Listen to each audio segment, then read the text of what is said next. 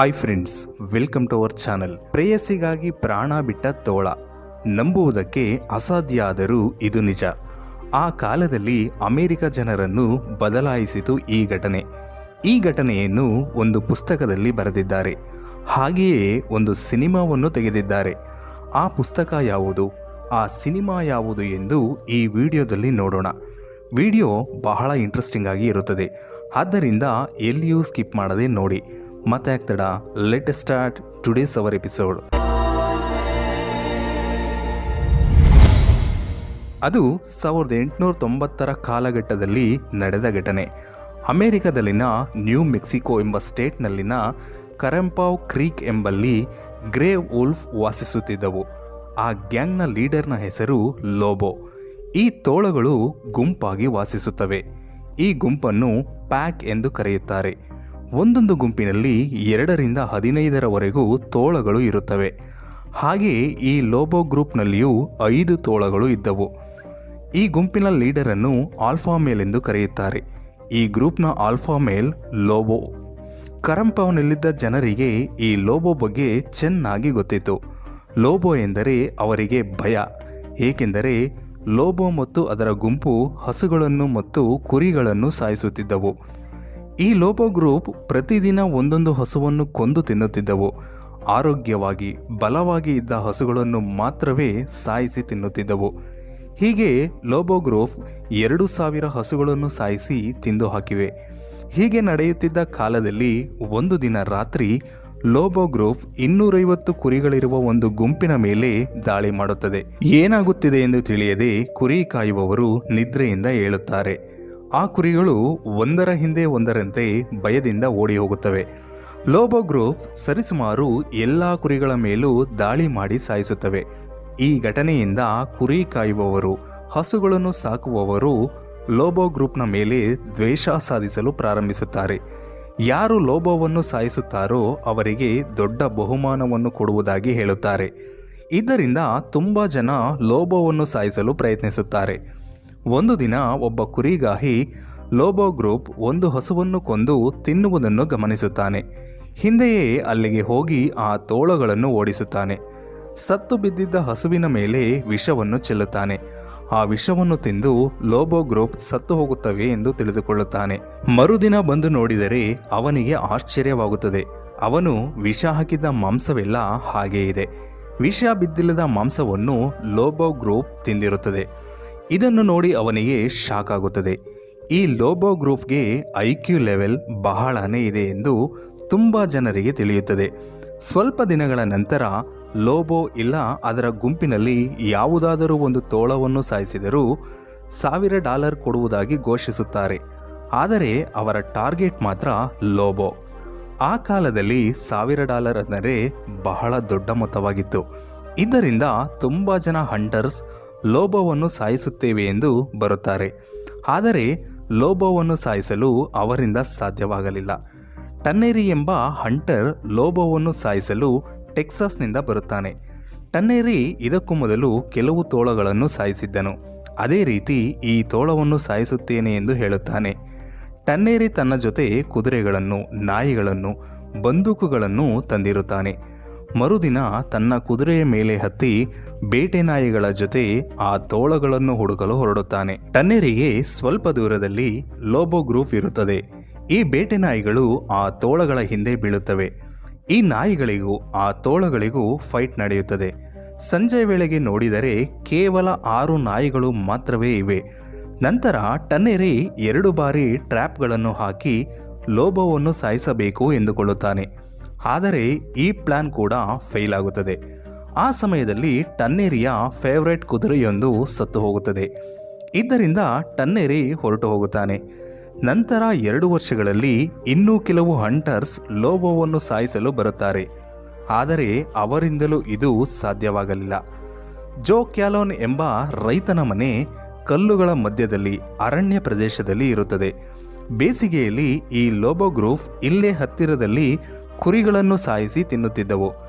ಜೋ ಕ್ಯಾಲೋನ್ನ ಸಾಕು ನಾಯಿಯನ್ನು ಸಹ ಈ ಲೋಬೋ ಗ್ರೂಪ್ ಸಾಯಿಸಿಬಿಡುತ್ತವೆ. ಇದರಿಂದ ಜೋ ಕ್ಯಾಲೋನ್ಗೆ ಲೋಬೋ ಗ್ರೂಪ್ನ ಮೇಲೆ ಕೋಪ ಬರುತ್ತದೆ. ಕೋಪದಲ್ಲಿದ್ದ ಜೋ ಕ್ಯಾಲೋನ್ ತನಗೆ ಪರಿಚಯವಿದ್ದ ಎರ್ನಿಸ್ಟ್ ಥಾಮ್ಸನ್ ಸೆಟಾನ್ ಎಂಬ ಬೇಟೆಗಾರನನ್ನು ಕರೆಸುತ್ತಾನೆ. ಥಾಮ್ಸನ್ಗೆ ಈ ತೋಳಗಳ ನಡವಳಿಕೆ ಬಗ್ಗೆ ಚೆನ್ನಾಗಿ ತಿಳಿದಿರುತ್ತದೆ. ಅಷ್ಟೇ ಅಲ್ಲದೆ ಥಾಮ್ಸನ್ ಆಥರ್ ಮತ್ತು ವೈಲ್ಡ್ ಲೈಫ್ ಆರ್ಟಿಸ್ಟ್ ಆಗಿದ್ದರು. ಲೋಬೋವನ್ನು 2 ವಾರಗಳಲ್ಲಿ ಹಿಡಿದುಕೊಳ್ಳುವುದಾಗಿ ಹೇಳುತ್ತಾನೆ. ಈ ಗ್ರೂಪ್ನ ಬಗ್ಗೆ ಸ್ಟಡಿ ಮಾಡುತ್ತಾನೆ. ಇಷ್ಟರಲ್ಲೇ ಈ ಮೊದಲು ಮಾಡಿದ ಪ್ರಯತ್ನಗಳೆಲ್ಲವನ್ನು ತಿಳಿದುಕೊಳ್ಳುತ್ತಾನೆ. ಥಾಮ್ಸನ್ ಸಹ ಮಾಂಸದಲ್ಲಿ ವಿಷವಿಟ್ಟು ಸಾಯಿಸಬಹುದೆಂದು ತುಂಬ ಸಾರಿ ಈ ರೀತಿ ಪ್ರಯತ್ನಿಸುತ್ತಾನೆ. ಹೀಗೆ ಎಷ್ಟೇ ಪ್ರಯತ್ನ ಮಾಡಿದರೂ ಲೋಬೋವನ್ನು ಹಿಡಿದುಕೊಳ್ಳಲು ಸಾಧ್ಯವಾಗಲಿಲ್ಲ. ಆ ಮಾಂಸವನ್ನು ತಿನ್ನದೆ ಹಾಗೆ ಬಿಟ್ಟು ಹೋಗುತ್ತಿತ್ತು. ಕೆಲವೊಂದು ಬಾರಿ ಆ ಮಾಂಸವನ್ನೆಲ್ಲ ಒಂದೇ ಕಡೆ ಸೇರಿಸಿ ಮೂತ್ರ ವಿಸರ್ಜನೆ ಮಾಡಿ ಹೋಗುತ್ತಿತ್ತು. ಲೋಬೋ ತಾನು ಬೇಟೆಯಾಡಿದ ಮಾಂಸವನ್ನು ಮಾತ್ರವೇ ತಿನ್ನುತ್ತಿತ್ತು. ಸೊ ಲೋಬೋ ಒಂದು ಇಂಟೆಲಿಜೆಂಟ್ ವೋಲ್ಫ್. ಥಾಮ್ಸನ್ ಇನ್ನೂ ಕೆಲವು ಟ್ರ್ಯಾಪ್ಗಳನ್ನು ಹಾಕುತ್ತಾನೆ. ಆದರೆ ಲೋಬೋ ಅದರಿಂದಲೂ ತಪ್ಪಿಸಿಕೊಳ್ಳುತ್ತದೆ. ನಂತರ ಥಾಮ್ಸನ್ 2 ಅಸಿಸ್ಟೆಂಟ್ಗಳನ್ನು ಕರೆದುಕೊಂಡು ಲೋಬೋಗಾಗಿ ಟ್ರ್ಯಾಪ್ಗಳನ್ನು ಹಾಕುತ್ತಾನೆ. ಈ ಟ್ರ್ಯಾಪ್ಗಳನ್ನು 1 ವಾರ ಕಷ್ಟಪಟ್ಟು ಹಾಕುತ್ತಾನೆ. ಲೋಬೋ ಎಷ್ಟು ಇಂಟೆಲಿಜೆಂಟ್ ಎಂದರೆ ಆ ಟ್ರ್ಯಾಪ್ಸ್ ಎಲ್ಲವನ್ನು ಕಂಡುಕೊಳ್ಳುತ್ತದೆ. ಒಂದು ದಿನ ಥಾಮ್ಸನ್ ಲೋಬೋ ಫುಟ್ ಪ್ರಿಂಟನ್ನು ನೋಡುತ್ತಾನೆ. ಲೋಬೋ ತುಂಬ ದೊಡ್ಡ ವೋಲ್ಫ್. ಲೋಬೋಗಿಂತ ಮುಂದೆ ಇನ್ನೊಂದು ಫುಟ್ ಪ್ರಿಂಟ್ ಕಾಣಿಸುತ್ತದೆ. ಅದು ಯಾವುದು ಎಂದು ತಿಳಿದುಕೊಳ್ಳುತ್ತಾನೆ. ಅದು ಒಂದು ವೈಟ್ ವೋಲ್ಫ್. ಅದರ ಹೆಸರು ಬ್ಲಾಂಕಾ. ಲೋಬೋಗಿಂತ ಮೊದಲು ಬ್ಲಾಂಕಾ ನಡೆಯುತ್ತಿತ್ತು. ಲೋಬೋ ಬೇರೆ ಎಲ್ಲ ವೋಲ್ಫ್ಗಳನ್ನು ಭಯಪಡಿಸುತ್ತಿತ್ತು. ಆದರೆ ಬ್ಲಾಂಕಾ ಎಂದರೆ ಬಹಳ ಇಷ್ಟ ಲೋಬೋಗೆ. ಬ್ಲಾಂಕಾ ಎಂದರೆ ಲೋಬೋಗೆ ಮೇಟ್, ಲವರ್ ಎಲ್ಲವೂ ಆಗಿತ್ತು. ಆಗ ಥಾಮ್ಸನ್ಗೆ ಒಂದು ಐಡಿಯಾ ಬರುತ್ತದೆ. ಸ್ವಲ್ಪ ಮಾಂಸವನ್ನು ಇಟ್ಟು ಸುತ್ತಲೂ 6 ಟ್ರ್ಯಾಪ್ಗಳನ್ನು ಇಡುತ್ತಾರೆ. ಅದರ ಮುಂದೆ ತೋಳ ನಡೆದ ರೀತಿ ಫುಟ್ ಪ್ರಿಂಟನ್ನು ಚಿತ್ರೀಕರಿಸುತ್ತಾರೆ. ಮರುದಿನ ಲೋಬೋನ ಕೂಗಾಟ ಕೇಳಿಸುತ್ತದೆ. ಥಾಮ್ಸನ್ ಅಲ್ಲಿಗೆ ಹೋಗಿ ನೋಡಿದರೆ ಟ್ರ್ಯಾಪ್ನಲ್ಲಿ ಬ್ಲಾಂಕಾ ಬಿದ್ದಿರುತ್ತದೆ. ಥಾಮ್ಸನ್ ಹಿಂದೆ ತುಂಬ ಜನ ಇರುತ್ತಾರೆ. ಅವರನ್ನು ನೋಡಿ ಬ್ಲಾಂಕಾ ಇನ್ನೂ ಜೋರಾಗಿ ಕೂಗಿಕೊಳ್ಳುತ್ತದೆ. ಬ್ಲಾಂಕಾ ಕತ್ತಿಗೆ ಹಗ್ಗವನ್ನು ಕಟ್ಟುತ್ತಾರೆ. ಹೀಗೆ ಕಟ್ಟಿ ಹಾಕಿ ಎಲ್ಲರೂ ಹೊರಟು ಹೋಗುತ್ತಾರೆ. ಲೋಬೋ ಬ್ಲಾಂಕಾವನ್ನು ಕಾಪಾಡಲು ಪ್ರಯತ್ನಿಸುತ್ತದೆ. ಆದರೆ ಅದು ಸಾಧ್ಯವಾಗಲಿಲ್ಲ. ಮರುದಿನ ಬ್ಲಾಂಕಾ ಸತ್ತು ಹೋಗುತ್ತದೆ. ಬ್ಲಾಂಕಾವನ್ನು ಕುದುರೆಯ ಸಹಾಯದಿಂದ ಎಳೆದುಕೊಂಡು ಹೋಗುತ್ತಾರೆ. ಹೀಗೆ ಬ್ಲಾಂಕಾವನ್ನು ಫಾರಂಗೆ ತರುತ್ತಾರೆ. ಬ್ಲಾಂಕಾ ಹಿಂದೆಯೇ ಲೋಬೋ ಸಹ ಹೋಗುತ್ತದೆ. ಆ ಫಾರ್ಮ್ನಲ್ಲಿದ್ದ ಟ್ರ್ಯಾಪ್ನಲ್ಲಿ ಬೀಳುತ್ತದೆ ಲೋಬೋ. ಆದರೆ ತಪ್ಪಿಸಿಕೊಂಡು ಓಡಿ ಹೋಗುತ್ತದೆ. ಮರುದಿನ ಥಾಮ್ಸನ್ ಲೋಬೋಗಾಗಿ 130 ಟ್ರ್ಯಾಪ್ಗಳನ್ನು ಹಾಕುತ್ತಾನೆ. ಈ ಟ್ರ್ಯಾಪ್ನಲ್ಲಿ ಬ್ಲಾಂಕಾ ಇರುವ ರೀತಿ ಫುಟ್ ಪ್ರಿಂಟನ್ನು ಸೃಷ್ಟಿಸುತ್ತಾನೆ. ನಂತರದ ದಿನ ಲೋಬೋ ಟ್ರ್ಯಾಪ್ನಲ್ಲಿ ಬೀಳುವುದಿಲ್ಲ. ಮಾರನೇ ದಿನ ಟ್ರ್ಯಾಪ್ನಲ್ಲಿ ಬೀಳುತ್ತದೆ. ಬ್ಲಾಂಕಾ ಮೇಲಿದ್ದ ಪ್ರೀತಿ ಲೋಬೋ ಮೈಂಡ್ಸೆಟ್ ಕೆಲಸ ಮಾಡದಂತೆ ಮಾಡಿದೆ. ಥಾಮ್ಸನ್ ಹತ್ತಿರಕ್ಕೆ ಬರುತ್ತಿದ್ದರೆ ಲೋಬೋ ಕಿರುಚಾಡುತ್ತದೆ. ಈ ಕೂಗಾಟ ಕೇಳಿ ಬೇರೆ ತೋಳಗಳು ಬರುವುದಿಲ್ಲ. ಕತ್ತಿಗೆ ಹಗ್ಗವನ್ನು ಕಟ್ಟುತ್ತಾನೆ. ಲೋಬೋ ಅದನ್ನು ಕಚ್ಚಿ ಹಾಕುತ್ತದೆ. ಥಾಮ್ಸನ್ ಲೋಬೋವನ್ನು ಸಾಯಿಸಲು ಇಷ್ಟಪಡಲಿಲ್ಲ. ಏಕೆಂದರೆ ಥಾಮ್ಸನ್ಗೆ ಲೋಬೋನ ಚರ್ಮ ಬೇಕಿತ್ತು. ಫಾರ್ಮ್ಗೆ ಬಂದು ಹೊಸದಾದ ಹಗ್ಗ ಮತ್ತು ಕೆಲವರನ್ನು ತೆಗೆದುಕೊಂಡು ಹೋಗುತ್ತಾನೆ. ಕತ್ತು ಮತ್ತು ಕಾಲಿಗೆ ಹಗ್ಗವನ್ನು ಕಟ್ಟಿ ಕುದುರೆ ಮೇಲೆ ಫಾರ್ಮ್ಗೆ ತೆಗೆದುಕೊಂಡು ಬರುತ್ತಾನೆ. ಫಾರ್ಮ್ಗೆ ಬರುವವರೆಗೂ ಲೋಬೋ ಕಿರುಚುತ್ತಲೇ ಇರುತ್ತದೆ. ಅದರ ದೇಹದ ಮೇಲೆ ತುಂಬಾನೇ ಗಾಯಗಳು ಆಗಿದ್ದವು.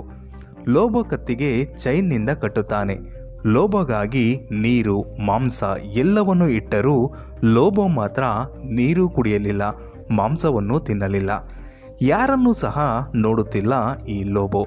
ಅಲ್ಲಿಯವರೆಗೂ ಕಿರುಚುತ್ತಿದ್ದ ಲೋಬೋ ಸುಮ್ಮನಾಗುತ್ತಾನೆ. ನಿಶ್ಶಬ್ದವಾಗಿ ಕುಳಿತುಕೊಂಡಿದೆ. ಹೇಗೆ ಒಂದು ಸಿಂಹ ತನ್ನ ಶಕ್ತಿಯನ್ನೆಲ್ಲ ಕಳೆದುಕೊಂಡಿರುತ್ತದೆಯೋ, ಹೇಗೆ ಒಂದು ಹದ್ದು ಹಾರಾಡುವುದನ್ನು ಕಳೆದುಕೊಳ್ಳುತ್ತದೆಯೋ, ಲೋಬೋ ಆ ರೀತಿಯಾಗಿ ಥಾಮ್ಸನ್ ಕಣ್ಣಿಗೆ ಕಾಣಿಸುತ್ತದೆ. ಬ್ಲಾಂಕಾ ಸತ್ತು ಹೋದ ಮೇಲೆ ಎಲ್ಲವೂ ಮುಗಿದಂತೆ ಕಾಣಿಸುತ್ತಿದೆ. ಮರುದಿನ ಬೆಳಗ್ಗೆ ನೋಡಿದರೆ ಲೋಬೋ ಸತ್ತು ಹೋಗಿದೆ. ಲೋಬೋ ಕತ್ತಿನಿಂದ ಚೈನನ್ನು ತೆಗೆದರು. ಅದನ್ನು ಬ್ಲಾಂಕಾ ಪಕ್ಕದಲ್ಲಿ ಮಲಗಿಸುತ್ತಾರೆ.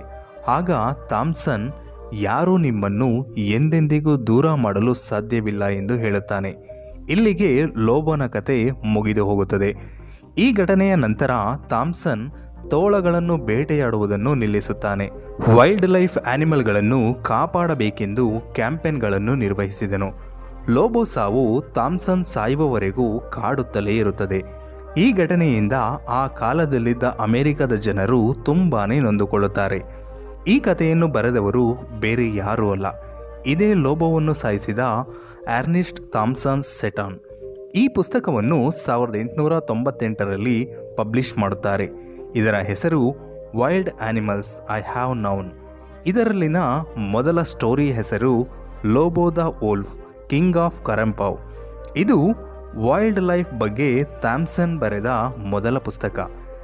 ಈ ಲೋಬೋ ಮೇಲೆ ಜೇಮ್ಸ್ ಆಲ್ಗರ್ ಮತ್ತು ಜಾಕ್ ಕೌಫರ್ ಎಂಬ directors the legend of Lobo ಎಂಬ ಸಿನಿಮಾವನ್ನು 1962ರಲ್ಲಿ USA ಬಿಡುಗಡೆ ಮಾಡಿದರು. ಇದನ್ನು ಥಾಮ್ಸನ್ ಅವರು ಬರೆದ ಪುಸ್ತಕವನ್ನು ಬೇಸಾಗಿಟ್ಟುಕೊಂಡು ತೆಗೆದಿದ್ದಾರೆ. ವಾಸ್ತವಕ್ಕೆ ಲೋಬೋ ಒಂದು ಕನ್ನಿಂಗ್ ವೋಲ್ಫ್, ಅಷ್ಟೇ ಇಂಟೆಲಿಜೆಂಟ್ ಕೂಡ ಆಗಿತ್ತು. ಆದರೆ ಲೋಬೋಗೆ ಬ್ಲಾಂಕಾ ಮೇಲಿದ್ದ ಅಫೆಕ್ಷನ್, ಅಟ್ಯಾಚ್ಮೆಂಟ್ ಅದರ ಮೈಂಡ್ಸೆಟ್ ಕೆಲಸ ಮಾಡದಂತೆ ಮಾಡುತ್ತದೆ. ಆದ್ದರಿಂದಲೇ ಲೋಬೋ ಟ್ರ್ಯಾಪ್ನಲ್ಲಿ ಬೀಳುತ್ತದೆ, ಕೊನೆಗೆ ಪ್ರಾಣವನ್ನು ಕಳೆದುಕೊಳ್ಳುತ್ತದೆ.